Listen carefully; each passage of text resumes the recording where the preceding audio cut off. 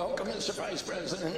And I want to thank everybody here for taking this day to convene such an extraordinary group of people, a really unprecedented caliber of people who are in this room today. And, you know, one of the great things about working for President Trump is that we've been able to recruit people like Chris Klump and Marty McCary and Jay Bhattacharya and Mehmet Oz and people at every level of the agency, many of them who are stepping away from billion-dollar companies to come and work for us, not because they're looking for position or power or security, because they see this as a generational opportunity to change our country and put us on a better course. And a critical part of us achieving that goal is the partnership with private industry, with the entrepreneurs, the innovators who are trying to do the same thing. And you come out of that tradition. You really have an extraordinary life. But how do you see that in other parts of the government, this partnerships that we've been able to make with private industry? Yeah, well, first, Bobby, thanks. It's good to see you, and great to be with everybody. It's an amazing, I think, not just an event, but really a movement that you put together, and it's been a critical part of our success in Washington. So thank you for having me here for just a little bit. When Bobby invited me to speak, I, of course, said that I was honored to come and happy to do it, but only if we did an interview as opposed to a speech, because with a speech, you have to think about what you're going to say, where, you know, an interview, I just have to answer your questions. I don't have to think at all to do an interview. That's great. So one of the, just to answer that question, so obviously if you go back to like the MFN stuff, meaning most favored nation drug pricing, that really has happened because the president and Bobby and a number of members of the team have been actually working with private industry to lower the cost of prescription drugs for American citizens. Now, it would be great if we could get congressional Democrats to actually do something meaningful with us, because you would think, you know, you think of Democrats, they like to say that they're for the working people against the big pharma companies. So you would think that legislatively they would want to work with us, but it's actually been hard to get them to work with us. So we've had to sort of go outside of the system and work with private industry to do some of this stuff. And I think you guys have done an incredible job with that. But if you look at a lot of our most important health initiatives, they have come through partnership with private industry in some form or another. And I also think that there's a mindset shift where you mentioned some of the people like Marty, like Jay, who have been such a critical part of what you've been doing. The thing that I love about the team that Bobby has put together is, yes, a lot of them have a sort of private sector mindset. They just want to get things done. They don't care about the bureaucracy or sort of, they don't care about all the people saying no in government, because as Bobby and I have learned, there are a lot of people saying no, you're not allowed to do that, or no, you shouldn't do that, and we just have to punch through that in order to achieve results for the American people. But I also just love that Bobby has put together a team of people who are not terrified to think about things in new and interesting ways. And if you think about what has been so broken about the public health bureaucracy in this country for years, for decades, generations even, it's that people think in incredibly conventional ways. And if you bring them a non-conventional idea, their automatic assumption is, no, no, no, no, we're not allowed to talk about that, much less fund something related to that. And I think it's maybe the most important thing of all the specific initiatives that you guys have worked on effectively. The most important thing is that your team is willing to ask questions that people in government haven't been asking in a long time. And if you think about how unhealthy the American population has gotten over the past 20 or 30 years, you're not going to fix that problem unless you have people at the table who are asking different questions than the ones that were asked 20 years ago. Yeah, I mean, that's one of the... One of the interesting things about working with this president is that, you know, we're coming into these bureaucracies that have constructed these orthodoxies, and it's just a series of very narrow Overton windows. Absolutely. You're not allowed to bring the conversation out of that, or you get destroyed. That's right. And now we're working for a president who just takes a bulldozer to Overton windows and does... and like shocks us every day, and then we go, okay, well, That's exactly right. That is a good summary of Donald J. Trump, is that he takes a bulldozer to Overton windows every single day. But it had to happen. It just had to happen. And if you look at so many of the things that are happening on the public health side, I mean, one of the criticisms that Bobby will always get, and I always think it's such bullshit, excuse my language, I'm not sure if I'm allowed to say that. It's probably covering, I apologize to everybody who's watching live on Fox News. Hopefully they were able to bleep that out. But anyway, is sometimes there's this attack where people say, well, this or that conclusion is not supported by the science, or this or that conclusion is a conspiracy theory. And science, as practiced in its best form, is that if you disagree with it, then you ought to criticize it, and you ought to argue it against it, but you can't shut down the debate.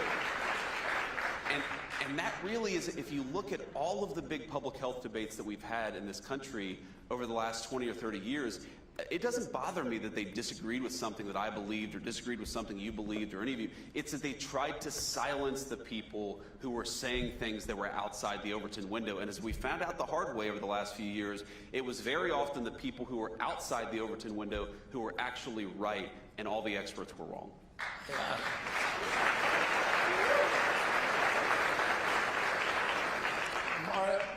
I had a conversation with Marty McCary the other day, and he reminded me that over the Royal Society, the building, the portal for the Royal Society in London, which is the oldest scientific society in the world and the most prestigious. Of course. It says question everything. Yes.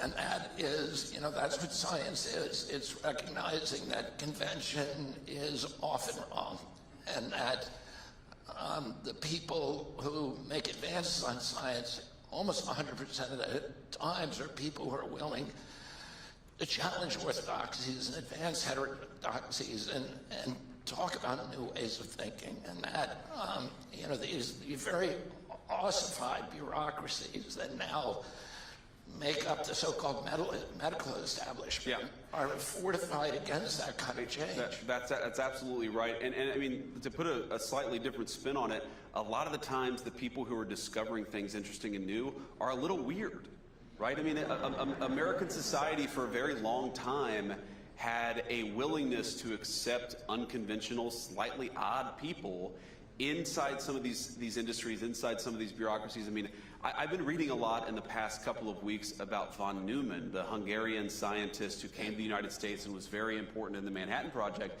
And what I keep on finding myself thinking, I mean, this is a brilliant guy. This is, one of the, I think it was Edward Teller or Oppenheimer or another, the Manhattan Institute people said about von Neumann that von Neumann was talking to his 3-year-old, and then he realized that he used the same skill von Neumann did when talking to a 3-year-old as he did with everybody else, because he was so far above everybody else in terms of brilliance. But then you read about this guy, and I think to myself, half of the shit that this guy said would have gotten him canceled, or would have gotten his career ruined, or would have had his life ruined. There is no way that this country is going to advance unless we're comfortable with people who are willing to challenge orthodoxy. And that's what I think got so broken, not just about the scientific bureaucracy, but probably it was worse in the scientific area than in most other places, is we've got to be comfortable challenging some of these old orthodoxies. And part of that is welcoming people who are a little unusual, because unless you do that, like, you're not going to solve America's problems with McKinsey consultants who say everything the right way all the time. No offense for the McKinsey consultants, because many of whom are very brilliant people, but like you need the consultant mindset. You also need the person who is just thinking about an idea because it's interesting and it's fascinating and it's not being focused on enough in the right way. You and I have talked a lot about Appalachia, and both of us come from families that are intertwined personally and politically in Appalachia. You're kind of a golden child of Appalachia. You came out, you went to Ohio State, right? That's right. Yale Law School, a successful, uber successful business, a best-selling author, U.S. Senator, and now Vice President of the United States.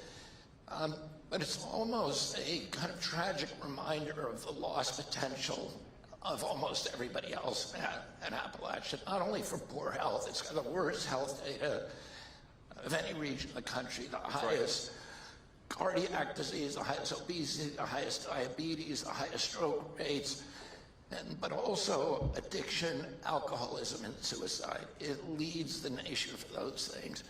And so I know it's something that you've spent a lot of time thinking about. How do we, because if we can solve problems in Appalachia, we can solve them for the whole country. Yeah, that's exactly right. And the public health stuff in particular is very bad. And if you look at where life expectancy has gotten the worst in the United States, Appalachia is sort of at the top of the list. And the way that I realized this, actually, so my dad died of cancer a few years ago. And it was one of these sort of super aggressive cancers, came on very unexpectedly, and then all of a sudden he was gone a few months later.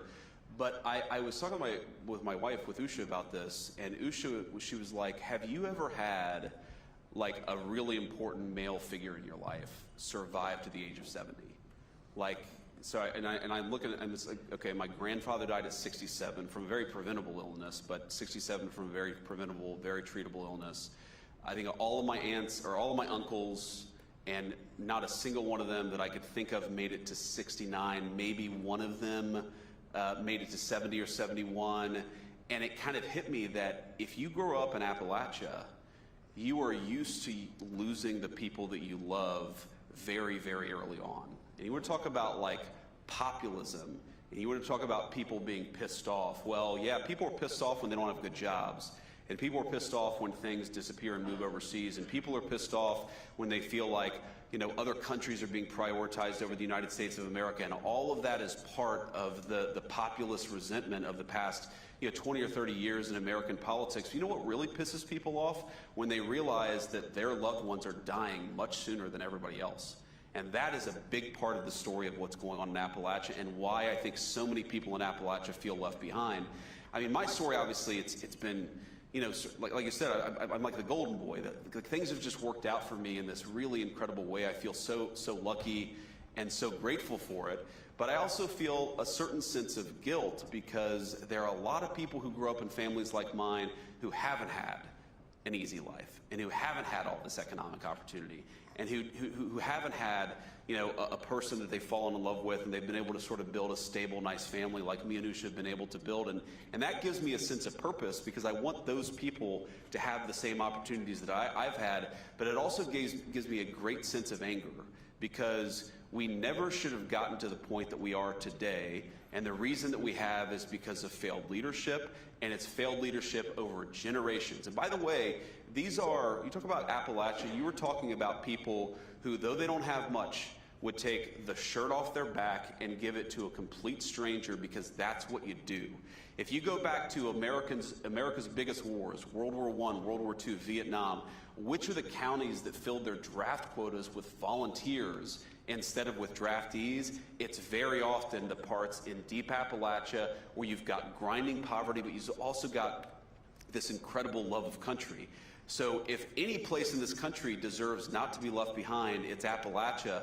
But on the public health stuff in particular, the numbers don't look good. And it's one of the reasons why I'm such a big supporter of what you're doing, because these are people who deserve to live better, healthier lives, but they really have been left behind by this country's leadership. Talk a little bit about how Maha has affected you personally. My grandchildren go to school with your children. And Maha, I think, has gotten a lot of people thinking about how they raise their kids, what they feed them, et cetera, how they go shopping. And then maybe to talk a little bit about the political impacts of Maha. Yeah, so there are so many different ways I could talk about this. I mean, one, I just met Bobby's family backstage, or at least some of them, and I kept on shaking hands with various people, and I'm like, well, you're an Irish Catholic, so it makes sense that you've got a dozen or so people backstage. But I love that. I love big families.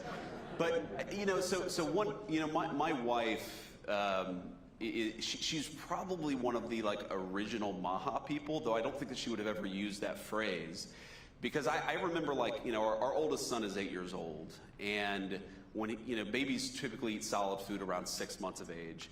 And I remember when he started eating solid foods, and I'm like, awesome, let's give him some cupcakes and ice cream.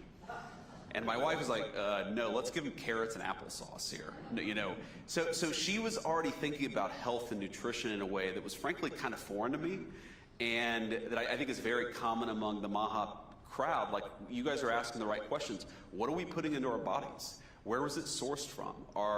You know, if we're eating animal-based protein, is it coming from a place where the animals are treated the right way? If we're putting medications into our body, are we actually confident that they're doing the thing that they're supposed to do, that they're safe and effective? I just think this whole thing is about asking very critical questions about what we're putting into our bodies, into the bodies of our kids, and it's really affected me in a very profound way, and how I think about my own nutrition, about particularly how I think about what my kids are taking.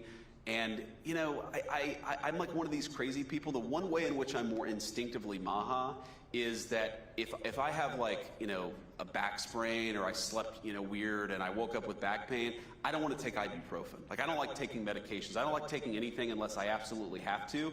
And I think that's another Maha style attitude. It's not anti-medication, it's anti-useless medication. We should only be taking stuff, we should only be giving our kids stuff if it's actually necessary, safe, and effective. And I think that's an attitude that's really beneficial to the entire country, because we do have, you've talked about this as eloquently as anybody, we do really have an obesity epidemic in the United States of America. I think a big part of that is not asking where our food comes from. We really do have medications that I don't think, maybe they're not solving the chronic disease epidemic, maybe hell, some of them are even causing the chronic disease epidemic. We've got to be asking more critical questions about what we're putting into the bodies of our kids, and I don't think we were doing that until this movement came along. You know, the job of the vice president has been called the worst job in the country. And I think we're out of time, ladies and gentlemen. I think for some vice presidents that's been true, and I know that President Johnson, during my uncle's tenure, felt that he'd been sidelined, and I think Spiro Agnew and Gerald Ford felt the same way with Nixon. But then you had presidents like, you had vice president like Dick Cheney, who seemed to be actually running the country, and then you had these, you know, relationships with... Not very well, it turns out. With, we agree on that. But Al Gore and Bill Clinton and Mondale and Carter, who had close personal friendships, you have an amazing job because you have a president who clearly puts tremendous faith in you. He relies on you. He's given you an extraordinary retinue of responsibilities. Talk a little bit about how your relationship with the president has evolved. Yeah, that's a great question. It's clear to all of us in the cabinet how much affection that he has for you and how much he relies on your wisdom. Well, it's interesting. You're exactly right that the president, the job of vice president is incredibly contingent on the president that you're serving under. And you could have a president who effectively just passes off big swaths of responsibility. You could have a president who delegates. You could have a president who has no trust in their vice president, Kamala Harris, and so it doesn't go very well for that particular vice president. But I think there are two ways that I try to think about my job with the President of the United States. Number one, he requires honest counsel. In other words, if I have an opinion on something, whether I agree or disagree with the administration position, it's really, really important that I talk to the president about it. He doesn't want yes men, and I think that's one of the reasons why you guys have a great relationship, is because you're always thinking about how can I actually give the president the best counsel. But then the second thing is, when the president makes a decision, your job is to execute. It's not to run to the papers and say, well, actually, I disagreed with this decision, or run to the Congress and badmouth the administration. It's to execute. And I think the reason why the president has trust in me is because, yes, I absolutely tell the president what I think about a given issue, but I also recognize I'm the vice president, he's the president, and when the president of the United States makes a decision, it's time to go and get it done. And I think in part because I get things done, right? I mean, sometimes Congress doesn't cooperate, sometimes the private sector doesn't cooperate. Like, I'm not saying any of us have a batting average of 100, but what I think all of us who've earned the president's trust do is that when the administration makes a decision, when he makes a decision, we actually go out and get it done. And that's why this job has been so empowering for me, is because the president trusts me. He knows I'm going to give him honest counsel. He knows that if he asks me to go get something done, I'm going to try my best to actually go and do it. And that's why we have a good partnership. I think that's why the administration has been so effective this time around, is because there are a lot of people with a very wide diversity of opinions, but we get out there and we try to do the best job for the American people and the President of the United States. And because of that, there's a lot of trust and there's a lot of affection in the cabinet. I mean, you've seen this. I've seen this. But when we're sitting in there and the cameras are off and we're just talking about an issue, there is a deep level of affection and trust between all the senior members of the team. I don't know how it's possible to do this job without it, but I know it's why we've been so successful the past 10 months. Now we've come to the lightning round. Great. Marine Corps workout or Pete and Bobby challenge? That's tough, man. So it's I would say Marine Corps workout, especially for me. The one thing, so I can do like 5 dead hang pull-ups. You know, I have longer arms. I'm a little fatter than I should be, and you know, especially like 10 years or so ago, I got a little out of shape, and so it's actually the Marine Corps like physical fitness test has been an incredible guidepost to me getting back in shape. And it's basically, you run 3 miles, you do 100 crunches, or now instead of crunches, they do, it's this weird planking exercise that's a core exercise, and then there's pull-ups. But I felt like that's been a very good focus. The Pete and Bobby challenge is for people who are in as good a shape as Pete and Bobby, which is not yet me, but that's my goal. My goal is to get there. Who's the funniest guy on the cabinet? Well, obviously, the President of the United States. So beside him, I mean, look, we all have different views on this. My personal vote for funniest person outside the president is probably Marco. Yeah, Marco. He has an incredible sense of humor. He's got great comedic timing. Rival. Yeah, that's right. That's right. Well, you know, there are a couple others. Look, very good sense of humor on the cabinet. There's a lot of funny people. I think Marco is the funniest outside the president. He says something that makes everybody laugh. Correct. At least once during the cabinet meeting. That's right. Well, I mean, I don't know if you saw this video circulating on social media, but you know, the president met the president of Syria, al-Shara, in the Oval Office a couple of days ago, and you know, he asked him, he's like, "Well, how many wives do you have?"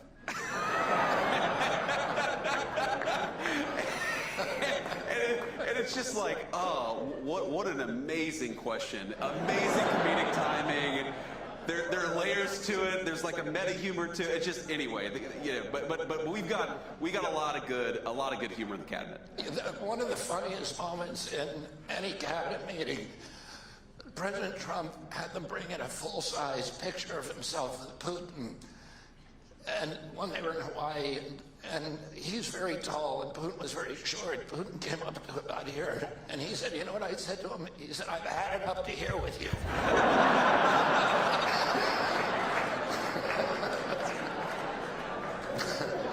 Okay. I remember that. There are 8 presidents from Ohio. How many can you name? Oh. This is unfair. That is a totally unfair question. I regret coming to this event based on that question. Okay. None of them, well, with one exception, none of Okay, so obviously U.S. Grant. Yeah. I have a particular affinity for him. Both of us have beards. Rutherford B. Hayes. Good. Was Cleveland, Ohio, or is it somebody else? I don't think Cleveland was. Okay, the problem is a lot of the Ohio ones are frankly the range of presidents where nobody can name them. Yeah. Right? So it's Except for like Grant. most people can like go up to Jackson, and then they know there's sort of Lincoln and Grant, and then there's like, you know, a black hole of presidents.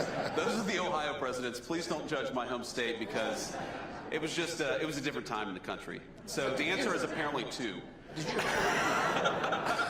Did you read Chernoff's biography of Grant? I did. Incredible. One of my best friends actually gave it to me 4 or 5 years ago. Incredible book. It is. And he was an incredible guy. Made you fall in love with Grant. Absolutely. And people, you know, he was attacked after he died by a lot of his political opponents. A lot of what I learned in grade school and high school history about Ulysses S. Grant is actually fake. He was a great general. He was also a great president.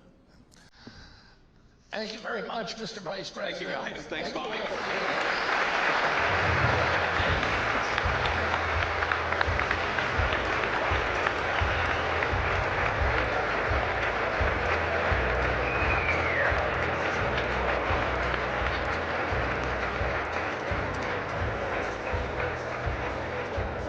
The story of Kennedy and Trump has changed the course of history forever.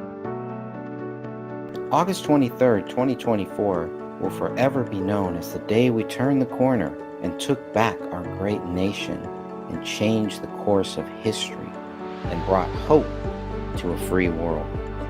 Join me as we relive the strange relationship between Kennedy and Trump leading to their return to the White House to make America healthy and great again. I spent 2 years following the Kennedy and Trump campaigns. Long before the two men ever considered running for president, Kennedy sued Trump and stopped him from building a golf course near the Hudson River. After Trump won the presidency in 2016, he recruited Kennedy to look into vaccine safety issues. Kennedy was forced out the door after clashing with a man by the name of Anthony Fauci. But the assassination attempt on President Trump's life brought Kennedy and Trump closer than ever. From rivals to collaborators, from foes to friends, this is the story of Kennedy and Trump. You can download the book for free right now by going to kennedy&trump.com. That's kennedy&trump.com. My name is Greg Fernandez Jr. God bless you all.